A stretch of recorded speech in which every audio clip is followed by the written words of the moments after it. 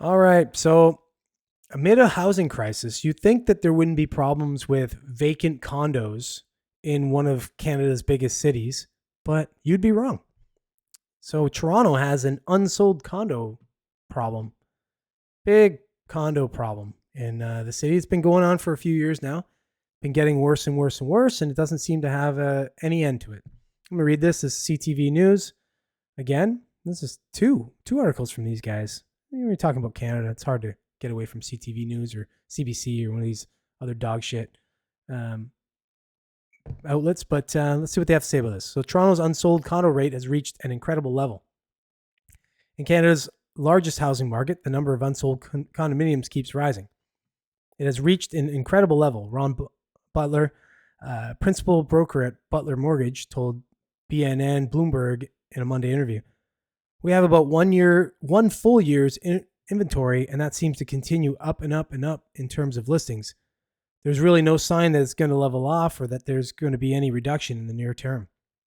Butler said that there's been severe overbuilding in the Toronto condo market for a number of years, specifically when it comes to smaller units. The tiniest of tiny condos. It's weird that in a country like Canada, where there's been a consistent housing crisis for the last 10 years, that if you build a very bad product, people won't take it. It's as simple as that.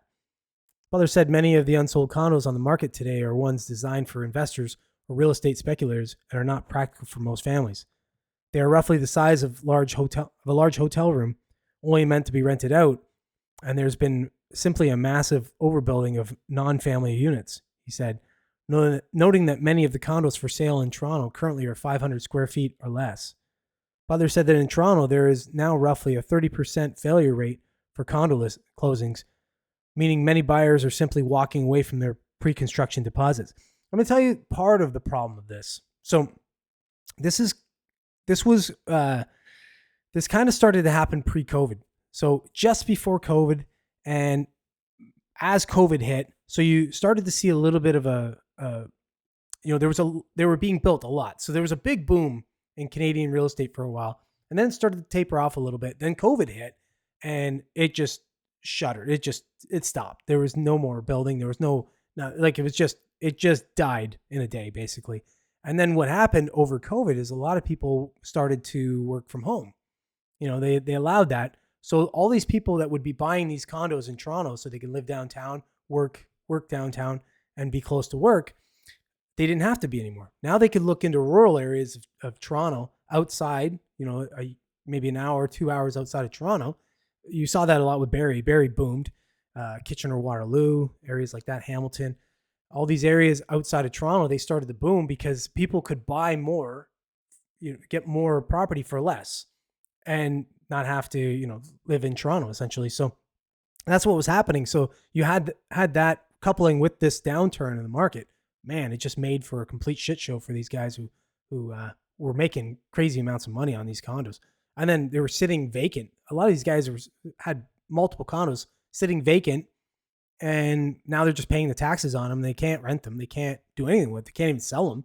So nobody's buying them. Literally, people are just walking away from these things. So it really is a shit show. And like I said, it doesn't seem like it's getting any better. Butler said that in Toronto, there is now roughly a 30% failure rate for condo closings, meaning many buyers are simply walking away from their pre-construction deposits. Jeez. Some of these people will be litigated, but developers let the rest of the condo units close, and then a few months later, they start to sell the other units that didn't close at a substantial discount into a weak market with more and more inventory pouring in all the time. Butler noted that condo market trouble isn't just contained to Toronto, and that markets in BC and Alberta are also showing signs of weakness. In Surrey, BC, the market is full of pricing errors, he argued. When you're looking 5 or 6 years into the future and saying, yes, I believe that the new price level will be X 6 years from now, and is nowhere near X, you run into a severe problem. So what he's talking about there is, you buy it 5, 6 years ago, and you buy it on a hot market, and then they build it, and you're expected to pay that hot market price from back then because you've already locked yourself into it. So a lot of these people are saying, fuck that. I'm not gonna pay that, and just kind of walking away, losing their deposits. But, it's better than the alternative. Like, their deposit's less than what the overage they have to pay. So they're just walking away.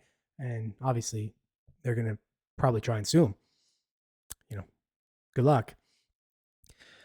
Because there's stuff just down the road that's selling for 25% less, or how do you justify that extremely high price? It just doesn't work. Even Calgary, which has historically avoided the type of market pressures seen in larger cities like Vancouver and Toronto, is showing signs of overbuilding in its condo space. When looking at the overall housing market in the Greater Toronto area, Butler said that the downtown core has yet to see any significant price reductions from recent levels, but that isn't the case in the suburbs. There are significant reductions if you look at Durham region, the far regions of Peel, which these are outside. These are all like suburbs of Toronto. In the York region, there's definitely been absolutely a substantial price reduction. In some cases, 15 to 20% down. Again, so how are you going to compete with that? You got these price reductions of these condos that are already built, and people are selling them, and they're selling them at the reduction, as opposed to these ones that they've committed to build. They've taken the deposits, and people are they're like, I don't want to pay that price for it anymore. It doesn't make any sense. I'm into negative equity the minute I get into this thing. And with the interest rates kind of, a little dodgy lately, as opposed to what they were 5 years ago, people are worried, right? They're going to get into heavy mortgages and, maybe not be able to pay them. So a lot of problems. It's really strange when you think about it. The fact that we got this massive housing crisis in Canada, and we have all these condos that are either being walked away from or vacant. So it's quite a mess. It's a multi-tier mess. So they definitely have to do something about this. Hopefully the Carney government has a plan for this or will do something, but I don't know. I'm going to hold my breath for it.